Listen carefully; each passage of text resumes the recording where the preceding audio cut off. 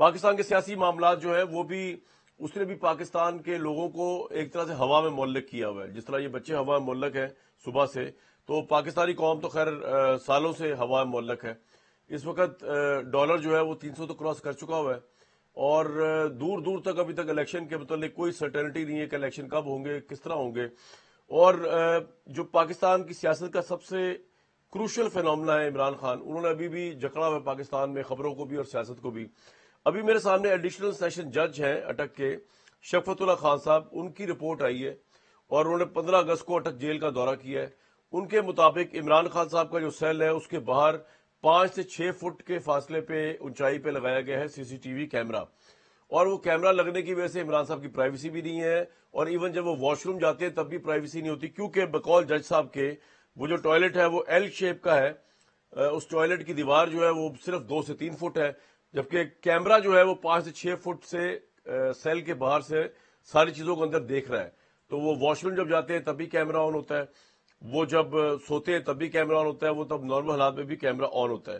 تو دوران ظفر بھی کوئی دوران غسل بھی کوئی پرائیویسی نہیں ہے. اور جج صاحب نے کہا ہے کہ پروٹیکشن پرزن رول 257 اینڈ 771 جو ہے اس کی خلاف ورزی ہو رہی ہے.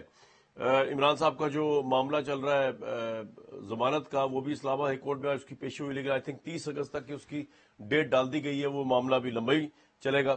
دوسری طرف پریزیڈنٹ کے ٹویٹ نے جو ہے ابھی تک تماشا نکالا ہوا ہے.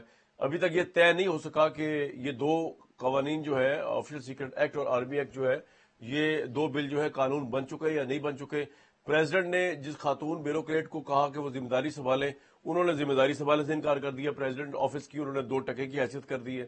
دوسری طرف لا یہ ہے کہ پریزیڈنٹ گورنمنٹ سے ریکویسٹ کر سکتا ہے کہ ان کا سٹاف چینج کیا جائے، لیکن گورنمنٹ نگران جو ہے تو نگران، لیکن انہوں نے پریزیڈنٹ کی یہ جو ہے درخواست کو ابھی تک تو ریجیکٹ کر دی ہے.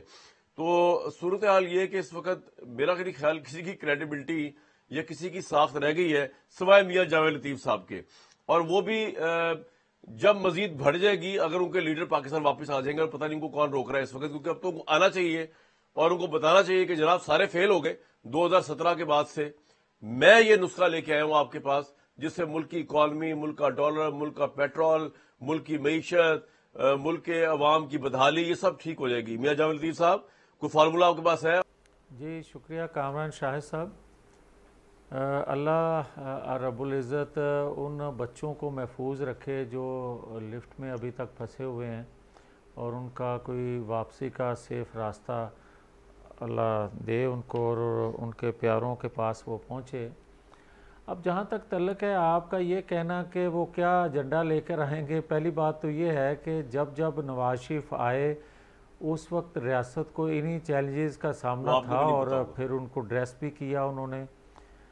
اور 2017 میں آپ کو یاد ہوگا 2 روپے کی روٹی تھی، 110 روپے کلو گھی تھا، 65 روپے لیٹر پیٹرول تھا، 100 روپے کے لگ بھگ ڈالر تھا، قرضے بھی کم تھے. تو پھر کامران شاہد صاحب آپ جیسے محب وطن اور خوبصورت انسان جو ہیں یقیناً سوال تو کرتے ہیں نا کہ پھر چلتے ترقی کرتے پاکستان کو روکا کیوں، کس دباؤ میں کیوں فیصلے لیے گئے، کیوں مقبولیت کو اپنا قبولیت میں بدلا گیا. اور اگر اس طرح جو قبولیت ہے اس کا تسلسل جاری رہے گا، ہماری مرضی ہے جی، ہماری حب الوطنی کا تقاضا تھا اس وقت وہ، آج حب الوطنی کا تقاضا ہے یہ، ہماری مرضی ہے، ہم جو چاہے کریں. آپ کون ہیں؟ ہاں یہ بات آپ درست فرما یہ رہے ہیں، میں کہہ رہا ہوں.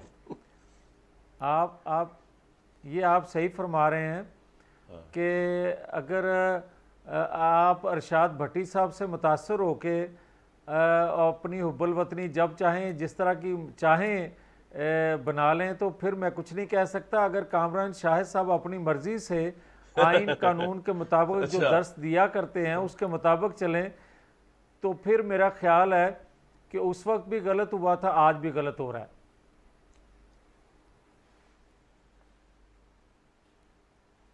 نہیں، یہ عمران خان کے ساتھ آپ کہہ رہے ہیں غلط ہو رہا ہے، اور یہ جو آپ کے خیال میں جو ایڈیشنل سیشن جج اٹک نے کہا ہے، تو میاں صاحب آپ بھی جیل میں گئے تھے تو آپ بھی نہیں چاہتے ہوں گے اگر آپ کے ساتھ بھی اس طرح کا ہوا ہے تو نہیں ہونا چاہیے.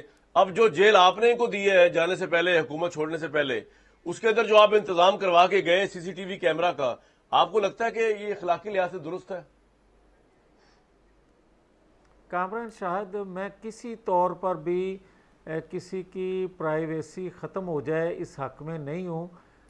وہ الگ بات ہے کہ ہم نے یہ سارے سلسلے جھیلے ہیں، اور یہ صرف مرد حضرات نہیں، خواتین بھی جو ہماری جماعت کی لیڈرشپ تھی ان کے ساتھ بھی ایسا ہوا. اور اس وقت کبھی کسی سیشن جج نے جیل کا دورہ نہیں کیا. ہم کورٹوں میں آ کے بارہا یہ بیانات دیتے تھے، دہائی دیتے تھے کہ ہمارے ساتھ ایسا ہو رہا ہے، مگر کسی نے نہ میڈیا پہ اور نہ ہی کسی نے جیل کا دورہ کرنے کی زحمت کی.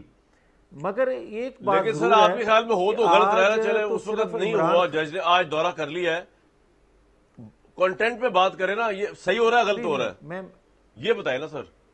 میں عرض کرتا ہوں کسی طور پر بھی کسی کی پرائیویسی ختم کرنا مناسب نہیں ہے، مگر جو زیادہ شور ہے حقیقت اس سے برعکس ہے. اتنا ظلم زیادتی نہیں ہے جو ہمارے ساتھ ہوتی رہی ہے. وہ یہ کرتے تھے کہ 8-4 کے ایک کمرے میں 25-25 2-2 ہزار وارٹ کے جو ہیں بلب لگائے جاتے تھے مئی جون کے مہینے میں، اور پنکھا نہیں ہوتا تھا.